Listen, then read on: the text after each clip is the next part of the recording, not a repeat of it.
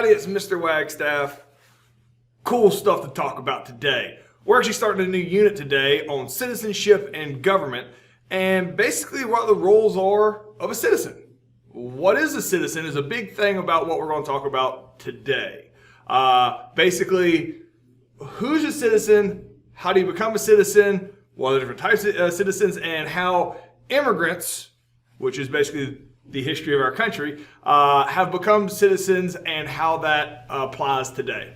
All right, cool stuff to get talking about. Let's go ahead and get started. So this whole unit is going to be talking about citizenship. What is a citizen? What does that mean? Why is it important? And as we get further into this unit, we're going to talk about the government and how that citizens and interacting with the government and some of the issues that has come up, things that didn't fit into the challenges to American ideals unit. All right, so what is a citizen?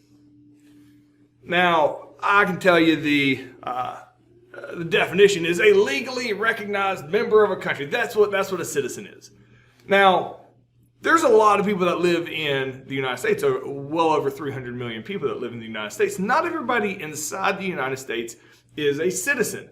Most are, all right? Because we'll talk about if you were born in America, you're a citizen of the United States. If you weren't born in America, you have to come here from another country, all right? And if you're here and you weren't born here, you came here from another country, you have to become a citizen. Now, what I think is very interesting, especially here in a civics course, is for those of you that are citizens, which is the vast majority of people that are taking this course, if you are a citizen of the United States, you don't know what that entails.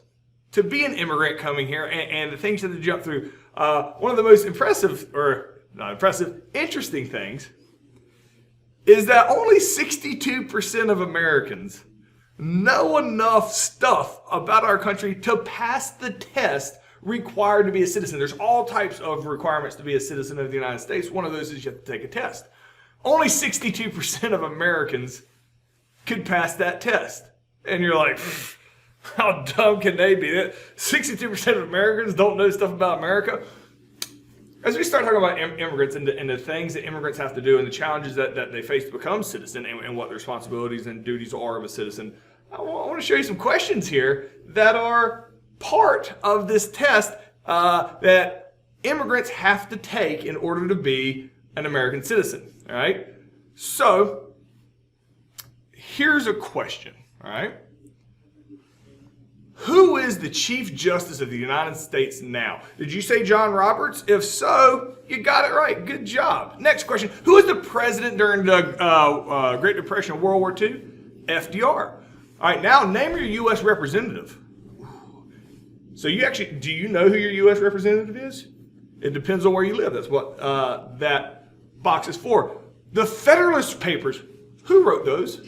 Did you know those guys? Because you'd have to if you were taking this test. All right. Just tell me the name of the Speaker of the House of Representatives right now. Did you know it was Nancy Pelosi? What year is the Constitution written? We went over that. Did you know off the top of your head it was 1787? All right. Name one of your state senators right now. Now, granted, because it depends on what state you live in, is your senators, but could you have named that? Now tell me what the judicial branch does. Would you have known that? Hopefully, if you've taken this class, you have. What are two rights in the Declaration of Independence? Would you have been able to tell me two of those, or would you got it confused with the Constitution? All right, now tell me, who was the president in World War I? Off the top of your head. Did you know it was Woodrow Wilson? All right. So, if you got those right, congratulations. Only 62% of Americans can get enough of those right, and there's usually about 100 questions. So those are 10 random ones. All right.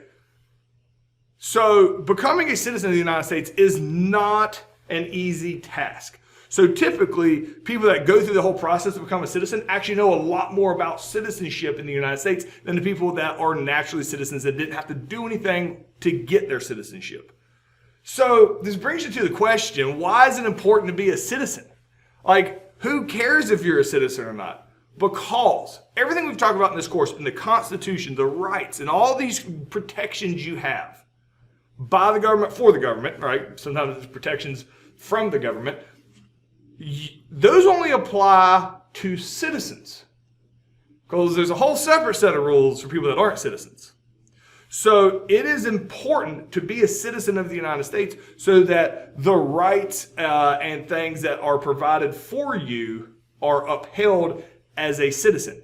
Not only are there definitely benefits to being a citizen, there's consequences and downsides to not being a citizen. And we're going to talk about some of that here in a second. But the question here is, what is so important about being a citizen for those that live in the United States? We just talked about that, so pause me, answer that completely, and we'll move on. So America is made up of immigrants. Unless you are a Native American, which is a very small percentage of the population now, your lineage at some point is an immigrant. So if everybody in America is made up of immigrants, which immigrants are citizens? All right. So immigrants that come into the country have to go through different processes to be citizens. Basically, when the Constitution was founded and the government, they basically said, all right, everybody that's here, we're all citizens. Like, there's no process to go through. So you just were a citizen. As we've moved up to present day, there is those policies have changed. And we're going to talk about those here in depth in this unit.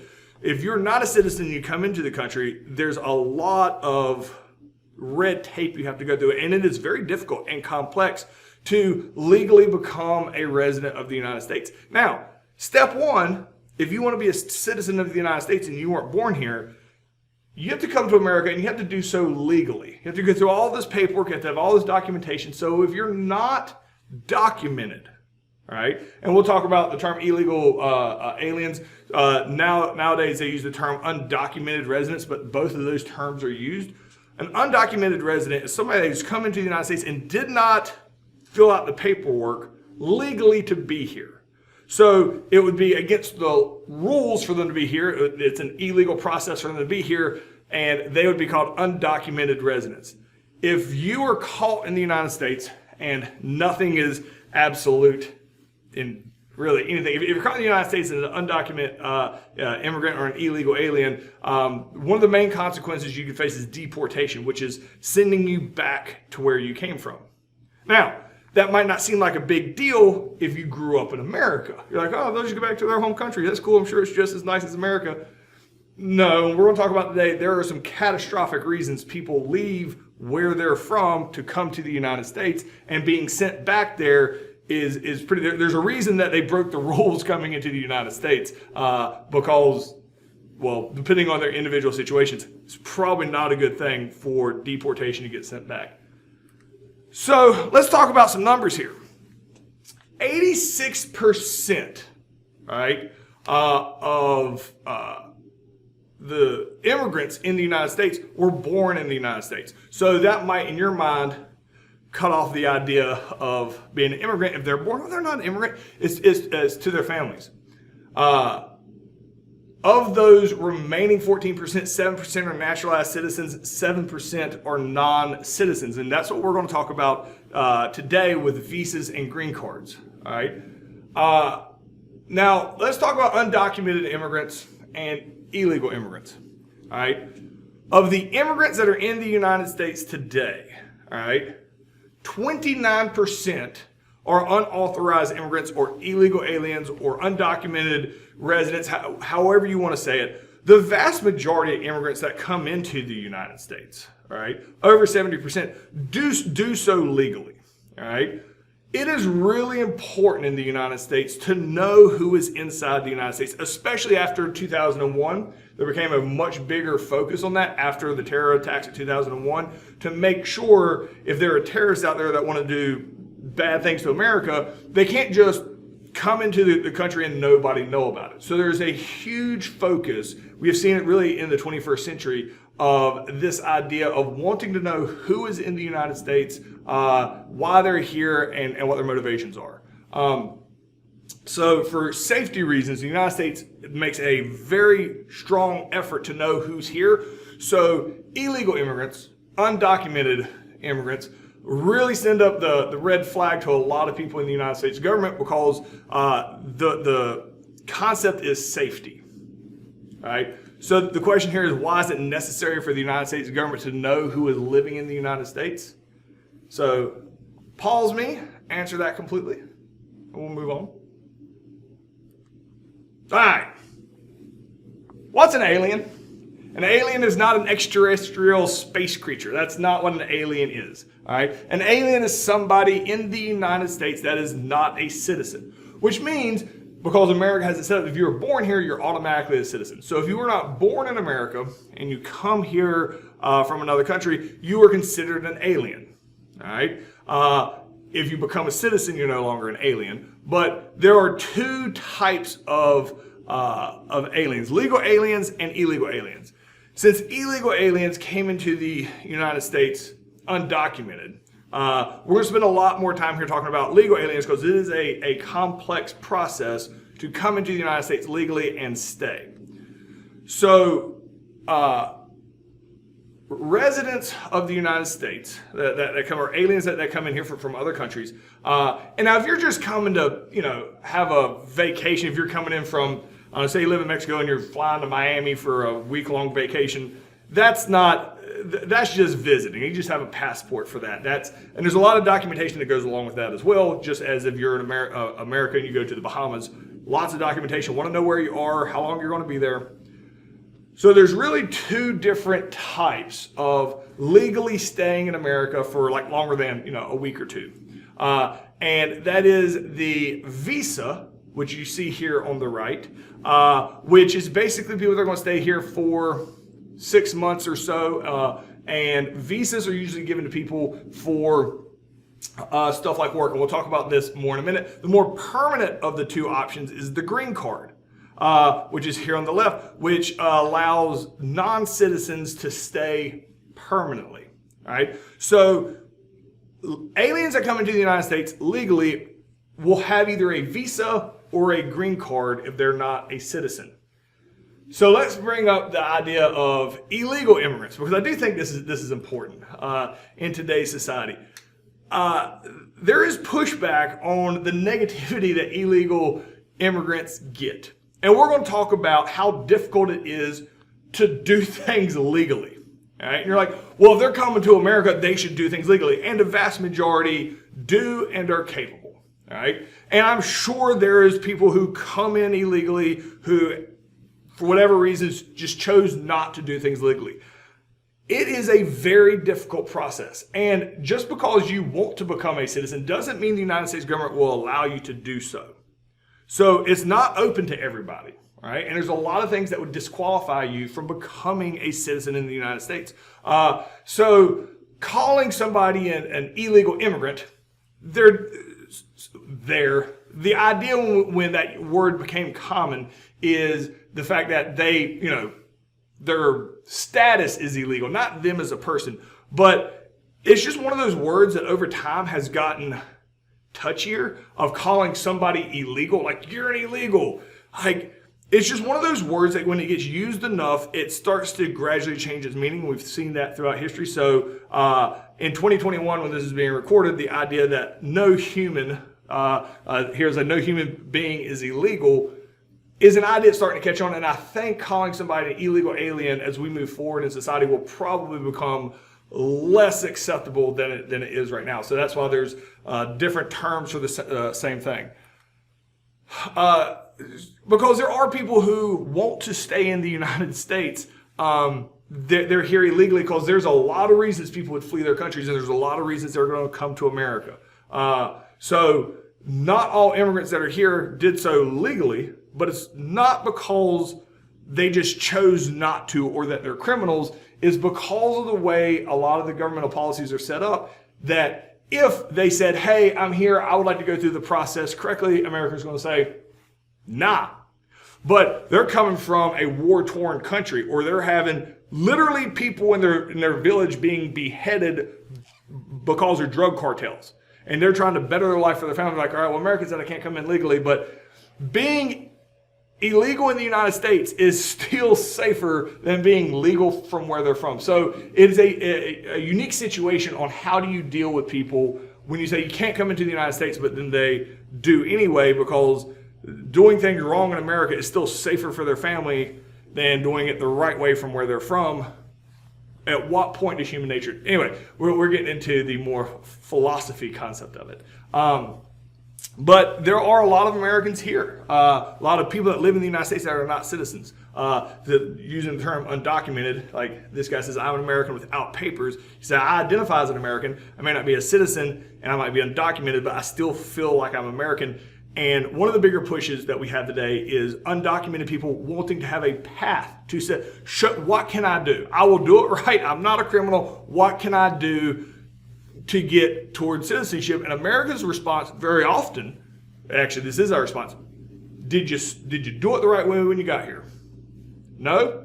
You didn't fill out the paperwork before you got here? No chance you can be a citizen unless you started doing it right, because that is where we are today in society in 2021 over how do you deal with the amount of illegal immigrants and undocumented residents that we have in the country. So what does it mean to come to America legally? And what does it mean to come to America illegally? So we just talked about that quite a bit. So pause me, answer that completely, and we're moving on. All right, so let's talk about reasons for immigration. All right, Mr. Wagstaff. Look, there's a whole list here. Cool.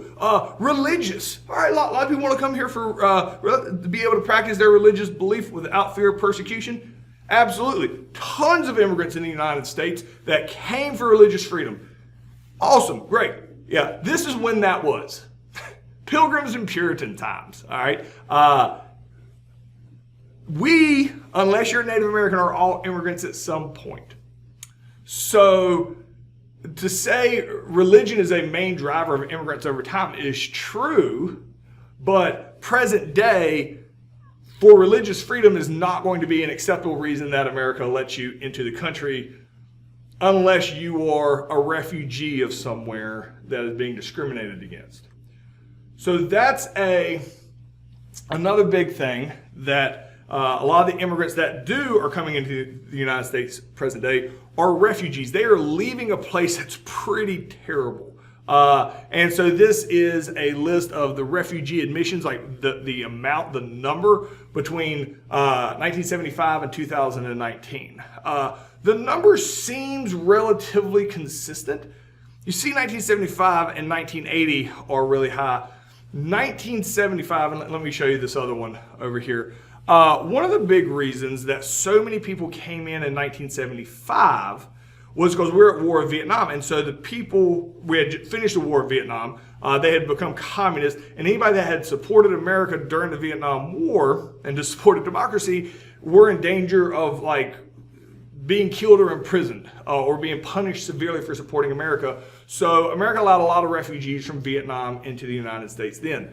There's a lot of refugees from a lot of different countries that couldn't come into the United States until 1980, when a new law was passed with the federal government that basically opened up the doors for a lot of different types of refugees, people trying to flee really bad governments to come to America. And you can see the number goes up. Those were people that had been waiting for a long time. The number more or less remains the same. The people that we let in the United States for refugee status, people from the Soviet Union that didn't like it. Somalia, Cuba, Laos, Kosovo. Usually, America's letting refugees come into the country if you're fleeing a country that is different than America. If your government's treating you badly and America doesn't like that country at all, America will allow those people to come into the United States in a very small quota-filled area. In 2016, most of the refugees that had come into the United States are from the Congo, Syria, Burma, these places that their government is very different than what America would support. A lot of these places have, the military has more or less taken over their government. You got Iraq, Somalia, places that are very, very tense, and there are people there who support America and can, for a variety of reasons, America will allow refugees to come into the United States. Not everybody that applies comes in. So there's this selection process that seems crazy over, no, you're going to have to stay there and deal with the consequences of your psycho government, or come on to America. Whoever makes that decision, that's tough. The next one is wealth. Well, they're just talking about conquistadors and gold. There's really not a whole lot of gold in America. So immigration coming in for wealth, talking about, gold and stuff originally, is not really something that happens today. The American dream, we'll talk about that in a second, that is a big reason for people coming into the United States. But as far as wealth, originally it was people coming here thinking there'd be a bunch of gold in the New World. That was not found. A massive influx of immigrants was forced labor, which is slavery. Slaves, they're counted as immigrants. But they were forced with the transatlantic slave trade, brought millions and millions of Africans brought to America through the transatlantic slave trade. Now, one thing that's interesting and is worth noting, tons of immigrants, I'm jumping ahead here, is that present day, tons of people come to the United States looking for work. You could play up on that idea of wealth. More people want to come to America than are trying to go to any other country on earth. Why is that? Well, America, we have presented ourselves as the land of opportunity. All right? That you have all this freedom. You can come to America, start with nothing, and become successful. All right. So the idea that you can come here and you have all these opportunities, you're not being held down by all these different rules or regulations that may exist in other countries. America, we tout this. This is our land of opportunity. Well, when you advertise that we're the greatest place on earth, literally that's what we're advertising. We can't be shocked when everybody wants to come to this wonderful place where they are allowed, to pull themselves up by their bootstraps and be successful. Because a lot of what the people want to do is come over here and partake in something that's called the American dream. This is another big concept America has had for a couple hundred years. The American dream is if in America, if you're a citizen of the United States, you can work hard enough to have whatever you want. There's no communism. If you want to be successful, all you have to do is work extremely hard for it. Now, there's no rule book for that. And the finish line is constantly moving. Because what constituted working hard in even in the 1950s, could be a lot of manual labor, is not the same type of working hard that will get you successful today in 2021. But the idea that you control your own destiny, and if you work hard enough, you can be successful is the American dream. And that is a huge pull for a lot of people coming over to this hunk of land that we call America, because America is a nation of immigrants. That is what America is. We are a land of immigrants, and with our level of successes we've had as a country, verifies a lot of the American dream. So there's always going to be immigrants and people from other countries that want to come to the United States. A lot more people are trying to come to the United States than trying to leave it. So explain why people would want to come to America. And then what is the benefit of being an American, which is more or less just rewording the same question. So answer that completely, pause me, and we're moving on. All right. So if you're an immigrant and to do things legally, to come in, you are going to want to have either a visa or a green card. The government doesn't give these to just anybody. You have to have a reason, all right? So a visa is a temporary thing that allows you to stay. Usually it's like 6 months, about a year. You can have a visa and you can stay in the United States, and this is legal. A green card is given to somebody who is not a citizen of the United States, but can stay forever, all right? So who gets a visa, all right? People, and there's a lot of different reasons why people would get a visa, but for business travel, if you work in America 6 months of the year and somebody from Hong Kong goes back and forth, they'd have a visa here. Athletes, if you're an athlete and you're coming over here, I could throw out names which look really dumb here, but say you're a professional athlete from the Dominican Republic. The Dominican Republic always has professional baseball players in the United States. They will have a visa here. If they play in Major League Baseball, they would have a visa here for the duration of the season, and then they would go back to the Dominican Republic in the off season.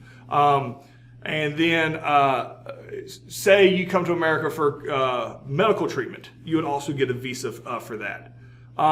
So it's an actual card that you would receive as a visa, and you have to have this on you all the time to prove who you are and how long you're here, and so somebody can look up this information online and see all your data.